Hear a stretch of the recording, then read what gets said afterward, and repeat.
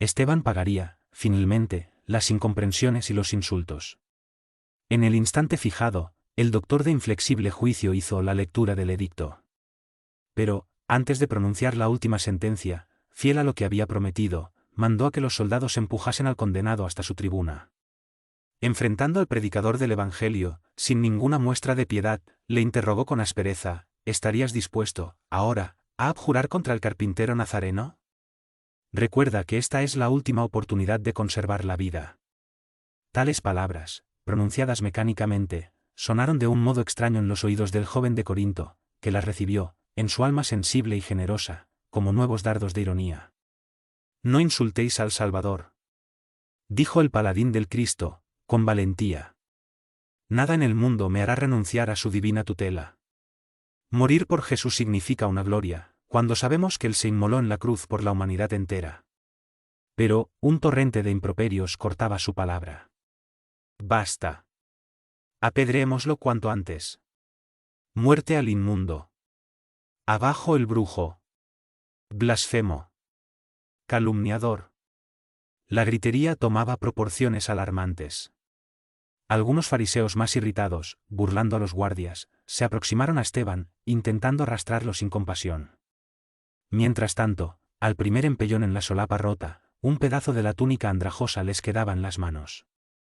Fue necesaria la intervención de la fuerza armada para que el joven de Corinto no fuese destrozado, allí mismo, por la multitud furiosa y delirante. Saulo, en voz alta, ordenó la intervención de los soldados. Quería la ejecución del discípulo del Evangelio, pero, con todo el ceremonial previsto. Esteban tenía ahora el rostro enrojecido, avergonzado. Semidesnudo, fue auxiliado por un legionario romano a recomponer los sobrantes del vestido en harapos, por encima de los riñones para no quedar enteramente al desnudo. Con la mano trémula, por los malos tratos recibidos, procuraba limpiar la saliva que los más exaltados le habían esputado en pleno rostro. Un fuerte golpe recibido en el hombro le causaba un intenso dolor en todo el brazo. Comprendió que habían llegado los últimos instantes de su vida. La humillación le dolía profundamente. Pero se acordó de las descripciones de Simón sobre Jesús, en el último trance. Frente a Herodes Antipas, el Cristo sufrió de los israelitas, idénticas ironías. Había sido azotado, ridiculizado, herido. Casi desnudo, soportó todos los agravios sin una queja, sin una expresión indigna. El que amó a los infelices, que trabajó para fundar una doctrina de concordia y de amor para todos los hombres, que bendijo a los más desgraciados y los acogió con cariño, recibió el galardón de la cruz en suplicios inmensurables. Y Esteban pensó: ¿quién soy yo y quién era el Cristo? Esa interrogación íntima le propiciaba cierto consuelo.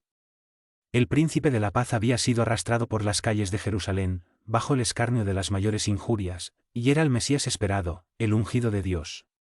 ¿Por qué, siendo él un hombre falible, portador de numerosas flaquezas, habría de vacilar en el momento del testimonio? Y, con el llanto escurriéndole por el rostro lacerado, escuchaba la voz cariñosa del Maestro en el corazón: todo aquel que desee participar de mi reino, niéguese a sí mismo, tome su cruz y siga mis pasos.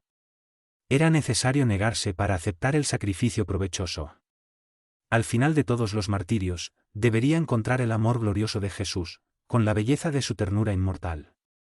El predicador humillado y herido, recordó el pasado de trabajos y esperanzas. Parecía revivir la añorada infancia, en la cual el celo materno le inculcó los fundamentos de la fe confortadora, después, las nobles aspiraciones de la juventud, la dedicación paterna, el amor de la hermanita que las circunstancias del destino le habían arrebatado. Al pensar en Abigail, experimentó una cierta angustia en el corazón. Ahora que debía enfrentar la muerte, deseaba volverla a ver para darle las últimas recomendaciones. Recordó la última noche en la que habían intercambiado tantas impresiones de ternura, tantas promesas fraternales, en la lóbrega prisión de Corinto. A pesar de los movimientos renovadores de la fe, en cuyos trabajos participó activamente en Jerusalén, jamás pudo olvidar el deber de buscarla, fuese donde fuese. Mientras, alrededor se multiplicaban los improperios en el torbellino de gritos y amenazas indignantes, el sentenciado lloraba con sus recuerdos. Valiéndose de las promesas del Cristo en el Evangelio, experimentaba un suave alivio. La idea de que la hermanita se quedaría en el mundo, entregada a Jesús, suavizaba sus angustias del corazón. Todavía no había salido de sus dolorosas reminiscencias, cuando oyó la voz imperiosa de Saulo, dirigiéndose a los guardias: encadenadlo nuevamente, todo está consumado, vayamos hacia el atrio. El discípulo de Simón Pedro, extendiendo los pulsos para recibir las cadenas, sufrió unos golpes tan fuertes de un soldado sin escrúpulos, que de las muñecas heridas comenzó a manar mucha sangre. Sin embargo, Esteban no hizo el menor gesto de resistencia. De cuando en cuando, levantaba los ojos como si implorase los recursos del cielo para sus minutos supremos. No obstante los insultos y las llagas que lo dilaceraban, experimentaba una paz espiritual desconocida. Todos aquellos sufrimientos del ceremonial eran por Cristo. Aquella hora era su oportunidad divina. El Maestro de Nazaret había convocado a su corazón fiel al testimonio público de los valores espirituales de su gloriosa doctrina. Confiado, razonaba, si el Maestro aceptó la muerte infamante del Calvario para salvar a todos los hombres, ¿no sería una honra dar la vida por él? Su corazón, siempre ávido de dar testimonios al Señor, desde que conoció su Evangelio de redención, ¿no debería alegrarse con la ocasión de ofrecerle su propia vida? Pero, la orden de caminar lo arrancó de sus más elevados pensamientos. El generoso predicador del camino, vacilaba en sus tambaleantes pasos, pero tenía serena y firme su mirada, revelando valor en los últimos lances del testimonio.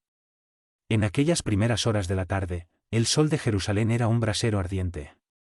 No obstante, el calor insoportable, la multitud se trasladó con profundo interés. Se trataba del primer proceso concerniente a las actividades del camino, después de la muerte de su fundador. Destacándose de todas las corrientes judaicas allí presentes, en demostración de prestigio a la ley de Moisés, los fariseos hacían un gran alarde del hecho. Rodeando al condenado, se empeñaban en tirarle al rostro las más pesadas injurias. Pero él, aunque evidenciase profunda tristeza, caminaba, medio desnudo, sereno e imperturbable. La sala de reuniones del Sanedrín no distaba mucho del atrio del templo, donde se realizaría la macabra ceremonia. Apenas algunos metros más y la caminata terminaba, justamente en el local donde se erguía el enorme altar de los holocaustos. Todo estaba preparado para la ocasión, como Saulo había dado a entender en sus propósitos. Al fondo del espacioso patio, Esteban fue atado a un tronco, para que el apedreamiento se efectuase en la hora precisa. Los ejecutores serían los representantes de las sinagogas de la ciudad, puesto que era una función honrosa atribuida a cuantos estuviesen en condiciones de operar en la defensa de Moisés y de sus principios. Cada sinagoga indicó a su delegado y al iniciar la ceremonia, como jefe del movimiento, Saulo lo recibía uno por uno, junto a la víctima, guardando en las manos, de acuerdo con la pragmática, los mantos brillantes, adornados de púrpura. Una nueva orden del joven tartense y la ejecución comenzó entre carcajadas. Cada verdugo miraba fijamente el punto preferido, esforzándose para sacar el mayor partido. Risas generales seguían a cada golpe. Cuidemos su cabeza, decía uno de los más exaltados, para que el espectáculo no pierda intensidad e interés. Cada expresión del judaísmo acompañaba al verdugo indicado por los mayorales de la sinagoga, con atención y entusiasmo, a los gritos del muera el traidor, muera el brujo. Hiérelo en el corazón, en nombre de los chiliches. Exclamaba alguien, en medio de la turba. Rómpele la pierna, por los idumeos. Secundaba otra voz imprudente. Más o menos apartado de la turba, siguiendo de cerca los movimientos del condenado, Saulo de Tarso, apreciaba la vibración popular, satisfecho y confortado. De cualquier manera, la muerte del predicador del Cristo representaba su primer gran triunfo en la conquista de las atenciones de Jerusalén y de sus prestigiosas corporaciones políticas. En aquella hora, en la que era el foco de tantas aclamaciones del pueblo de su raza, se enorgullecía con la decisión que lo había llevado a perseguir el camino, sin consideración y sin treguas. No obstante, aquella tranquilidad de Esteban no dejaba de impresionarlo bien en lo íntimo de su voluntarioso e inflexible corazón. ¿De dónde podría él extraer tal serenidad? Bajo las piedras que daban en el blanco hiriéndolo, aquellos ojos encaraban a los verdugos sin pestañear, sin revelar temor ni turbación. De hecho, amarrado de rodillas al tronco del suplicio, el joven de Corinto guardaba una impresionante característica de paz en los ojos translúcidos, de donde las lágrimas silenciosas corrían abundantes. El pecho descubierto era una llaga sangrienta. Los trozos de vestido se pegaban al cuerpo, empastados de sudor y sangre. El mártir del camino se sentía amparado por fuerzas poderosas e intangibles. A cada nuevo golpe, sentía recrudecer sus infinitos padecimientos que flagelaban su cuerpo lacerado, pero, en lo íntimo, guardaba la impresión de una serenidad sublime. El corazón le pulsaba descompasadamente. El tórax estaba cubierto de heridas profundas, las costillas fracturadas. En esa hora suprema, recordaba los mínimos lazos de fe que lo ligaban a una vida más elevada. Se acordó de todas las oraciones predilectas de la infancia. Hacía lo posible por fijar en la retina el cuadro de la muerte del padre, ajusticiado e incomprendido. Íntimamente, repetía el Salmo 23 de David, como hacía junto a la hermana, en las situaciones que parecían insuperables. El Señor es mi pastor. Nada me faltará. Las expresiones de los escritos sagrados, como las promesas del Cristo en el Evangelio, estaban en lo más íntimo del corazón. El cuerpo se quebrantaba en el tormento, pero el espíritu estaba tranquilo y lleno de esperanza. Ahora, tenía la impresión de que dos manos cariñosas pasaban suavemente sobre las llagas doloridas, proporcionándole una suave sensación de alivio. Sin ningún recelo, percibió que le había llegado el sudor de la agonía. Dedicados amigos, del plano espiritual, rodeaban al mártir en sus minutos supremos. En el auge de los dolores físicos, como si hubiese transpuesto infinitos abismos de percepción, el hombre de Corinto notó que algo se le había rasgado en el alma ansiosa. Sus ojos parecían sumergirse en cuadros gloriosos de otra vida. La legión de emisarios de Jesús, que lo rodeaba cariñosamente, se le figuró a la corte celestial. En el camino de luz desdoblado ante su frente, reconoció que alguien se aproximaba, extendiéndole los brazos generosos. Por las descripciones que había oído de Pedro, percibió que contemplaba al propio Maestro en todo el resplandor de sus glorias divinas. Saulo observó que los ojos del condenado estaban estáticos y fulgurantes. Fue entonces, cuando el héroe cristiano, moviendo los labios, exclamó en voz alta: «Estoy viendo los cielos abiertos y al Cristo resucitado en la grandeza de Dios». Se vio, entonces, que dos mujeres jóvenes se aproximaban al perseguidor con gestos íntimos. Dalila entregó a Abigail al hermano, despidiéndose enseguida para atender al llamado de otra amiga. La tierna novia portaba una túnica a la moda griega, que realzaba mucho su hermoso rostro. Fuese por la dolorosa escena en curso, o por la presencia de la mujer amada, se percibía que Saulo estaba un tanto perplejo y sensibilizado. Se diría que el corazón indomable de Esteban lo había llevado a considerar la tranquilidad desconocida que debería reinar en el espíritu del mártir. Por causa de la gritería que la rodeaba y notando la miserable situación de la víctima, la joven mal pudo contener un grito de espanto. ¿Qué hombre era aquel, atado al tronco del suplicio? Aquel pecho agitado, empastado de sangre, aquellos cabellos, aquel rostro pálido que la barba crecida desfiguraba, ¿no serían de su hermano? Ah.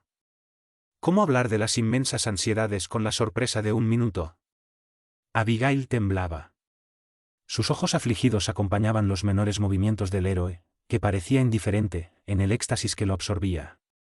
En balde, Saulo llamaba su atención, discretamente, para evitarle penosas impresiones. La joven parecía no ver otra cosa que al sentenciado desvaneciéndose en la sangre del martirio. Se acordaba ahora, al alejarse del calabozo, después de la muerte del padre, fue así mismo que dejó a Jeziel en la posición del suplicio. El tronco execrable, las cadenas crueles y el pobrecito de rodillas. Sentía ímpetus de lanzarse frente a los verdugos, esclarecer la situación, saber la identidad de aquel hombre. En ese instante, ignorándose blanco de tan singular atención, el predicador del camino salió de su impresionante inmovilidad. Viendo que Jesús contemplaba, melancólicamente, a la figura del doctor de Tarso, como lamentando sus condenables desvíos, el discípulo de Simón experimentó por el verdugo sincera amistad en el corazón. Él conocía al Cristo y Saulo no.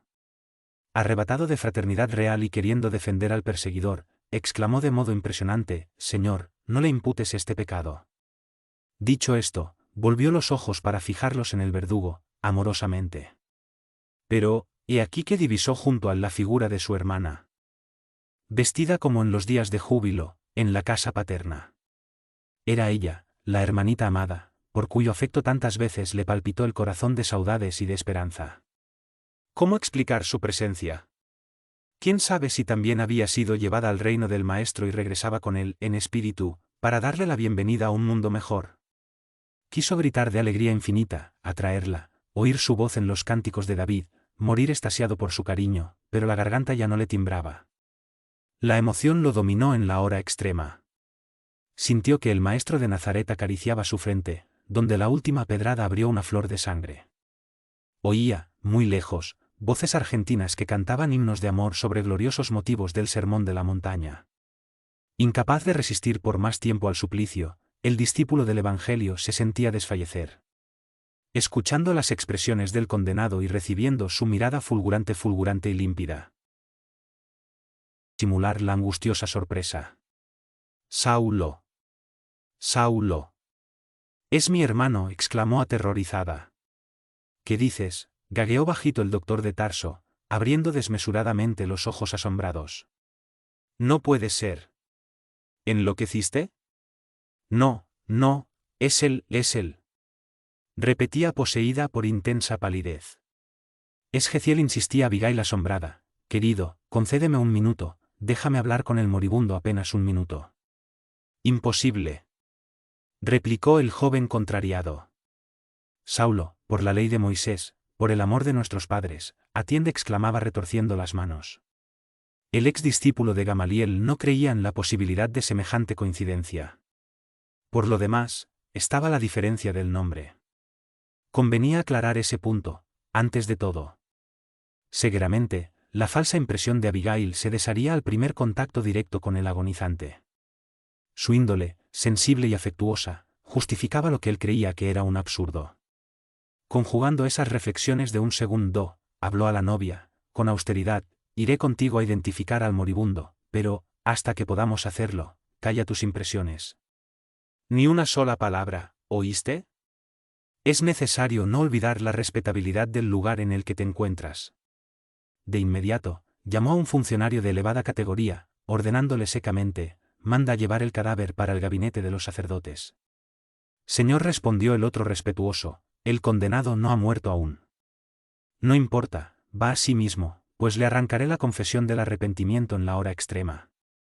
La determinación fue cumplida sin más demora, mientras Saulo mandaba servir, de modo general, a los amigos y admiradores, varias ánforas de delicioso vino, para conmemorar su primer triunfo. Después, con el ceño fruncido, aprensivo, se retiró casi furtivamente hasta la sala reservada a los sacerdotes de Jerusalén, en compañía de la novia. Aun así, atravesando los grupos, algunos lo saludaban con frenéticas aclamaciones, pero el joven tartense parecía absorto en sí mismo.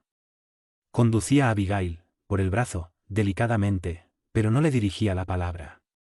La sorpresa lo había enmudecido. ¿Y si fuera Esteban aquel Geciel que aguardaban con gran ansiedad? Absorbidos en angustiosas reflexiones, penetraron en la cámara solitaria. El joven doctor ordenó la retirada de los auxiliares y cerró cuidadosamente la puerta. Abigail se aproximó al hermano ensangrentado, con infinita ternura. Y, como si se sintiese llamado a la vida por una fuerza poderosa e invencible, ambos notaron que la víctima movía la cabeza sangrienta.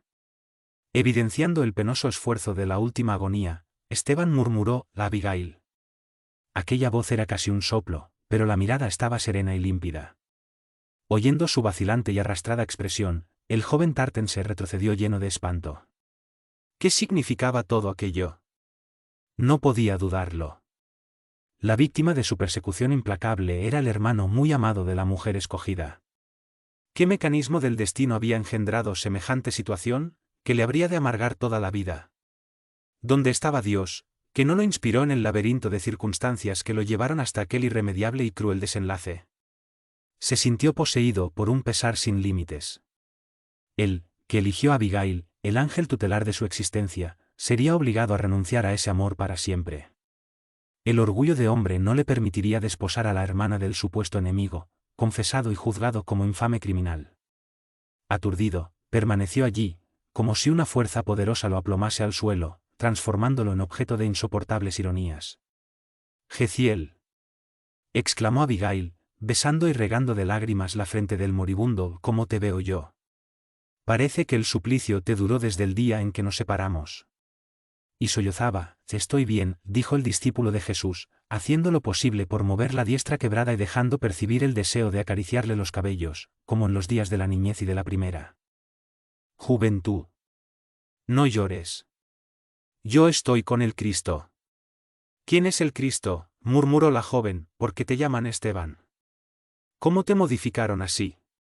Jesús es nuestro Salvador, se explicaba el agonizante, con el propósito de no perder los minutos que transcurrían con celeridad. Y, ahora me llaman Esteban, porque un romano generoso me liberó, pero pidió absoluto secreto. Perdóname. Fue por gratitud que obedecí al consejo. Nadie será reconocido a Dios si no muestra agradecimiento a los hombres. Viendo que la hermana proseguía llorando, continuó, sé que voy a morir, pero el alma es inmortal. Siento tener que dejarte, cuando apenas te vuelvo a ver, pero, donde quiera que esté, he de ayudarte. Escucha, Jeziel, exclamó la hermana desahogándose, ¿qué te enseñó ese Jesús para que te haya llevado a un fin tan doloroso? ¿Quién abandona así a un siervo leal, no será más bien un señor cruel? El moribundo pareció amonestarla con la mirada. No pienses de esa manera, prosiguió con dificultad. Jesús es justo y misericordioso, prometió estar con nosotros hasta la consumación de los siglos, más tarde, lo comprenderás, a mí me enseñó a amar a mis propios verdugos. Ella lo abrazaba, cariñosa, deshecha en abundantes lágrimas. Después de una pausa, en la que la víctima se revelaba en los últimos instantes de vida material, se vio que Esteban se agitaba, haciendo supremos esfuerzos. ¿Con quién te dejaré? Este es mi novio, esclareció la joven, señalando al doctor de Tarso, que parecía petrificado. El moribundo lo contempló sin odio y afirmó, el Cristo los bendiga. No tengo en tu novio a un enemigo, tengo a un hermano. Saulo debe ser bueno y generoso, defendió a Moisés hasta el fin. Cuando conozca a Jesús, lo servirá con el mismo fervor. ¿Separa la compañera amorosa y fiel? Pero la voz del predicador del camino estaba ahora ronca y casi imperceptible. En las convulsiones de la muerte, contemplaba a Abigail fraternalmente enternecido. Oyendo las últimas frases, el joven de Tarso se puso lívido.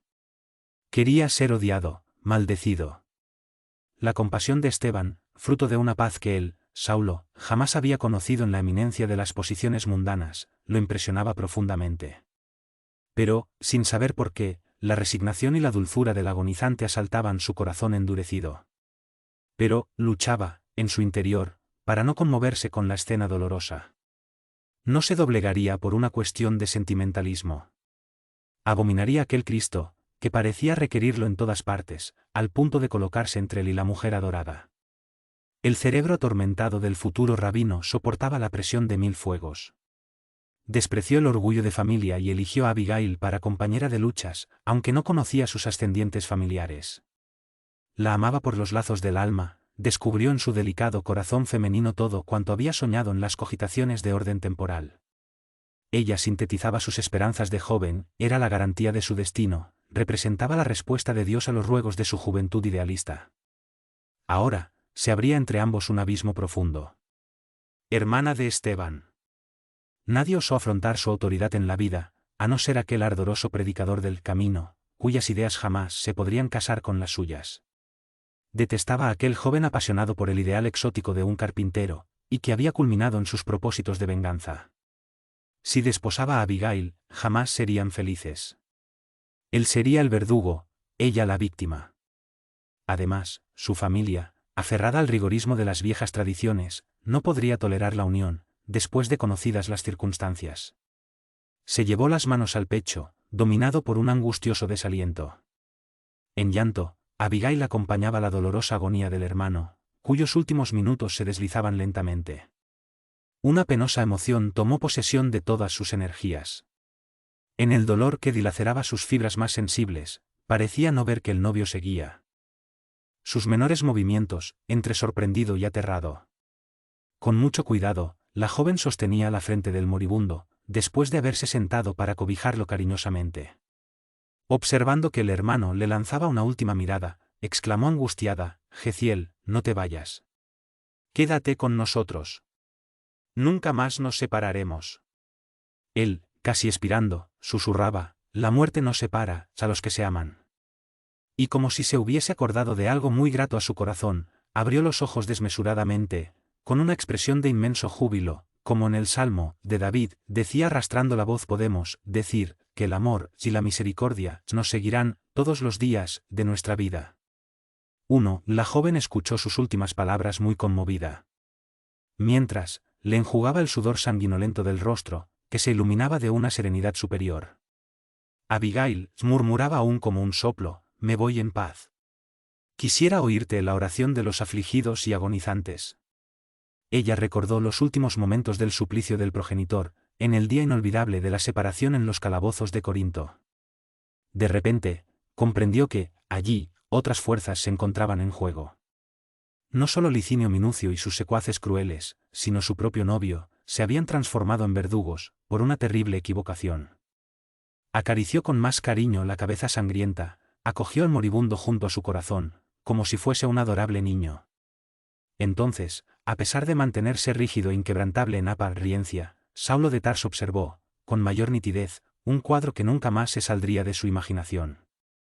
Guardando al moribundo en su regazo fraterno, la joven elevó la mirada a lo alto, mostrando las lágrimas que le caían pañentes. No cantaba, pero la oración le salía de los labios, como la súplica natural de su espíritu a un Padre amoroso que estuviese invisible: Señor Dios, Padre de los que lloran, de los tristes, de los oprimidos. Fortaleza de los vencidos, consuelo de todo dolor, aunque la miseria amarga de los llantos de nuestro yerro, de este mundo de destierro, clamamos por vuestro amor. En las aflicciones del camino, en la noche más tormentosa, vuestra fuente generosa es el bien que nos secará. Sois, en todo, la luz eterna de la alegría y de la bonanza, nuestra puerta de esperanza que nunca se cerrará. Cuando todo nos desprecia en el mundo de la iniquidad, cuando viene la tempestad sobre las flores de la ilusión. Oh, Padre, sois la luz divina, el cántico de la certeza, venciendo toda aspereza, venciendo toda aflicción. En el día de nuestra muerte, en el abandono o en el tormento, tráenos el olvido de la sombra, del dolor y del mal. Que en los últimos instantes sintamos la luz de la vida, renovada y redimida en la paz dichosa e inmortal. Terminada la plegaria, Abigail tenía el rostro cubierto de lágrimas. Bajo la suave caricia de sus manos, Jeziel se aquietó. Una palidez de nieve caracterizada cubrió su faz cadavérica, aliada a la profunda serenidad de su fisonomía. Saulo comprendió que él estaba muerto. Y mientras la joven de Corinto se levantaba, cuidadosamente, como si el cadáver del hermano requiriese de toda la ternura de su bondadoso espíritu, el joven tartense se aproximó con el ceño fruncido y le dijo con austeridad: Abigail, todo está consumado y todo terminó, también, entre nosotros. La pobre criatura se volvió con asombro. ¿No bastaban, entonces, los golpes recibidos? ¿Sería posible que el novio amado no tuviese una palabra de conciliación generosa en aquella hora difícil de su vida? ¿Recibiría la más fría humillación con la muerte de Jeziel y además el abandono? Consternada por todo lo que vino a encontrar en Jerusalén, entendió que precisaba utilizar todas las energías, para no caer en las pruebas ásperas que le habían sido reservadas. Y vio enseguida que, en el orgullo de Saulo, no encontraría consolación. En un momento, llegó a las más lógicas conclusiones, en cuanto al papel que le competía en tan embarazosas conjeturas. Sin recurrir a la sensibilidad femenina, cobró ánimos y habló con dignidad y nobleza: todo ha terminado entre nosotros, ¿por qué?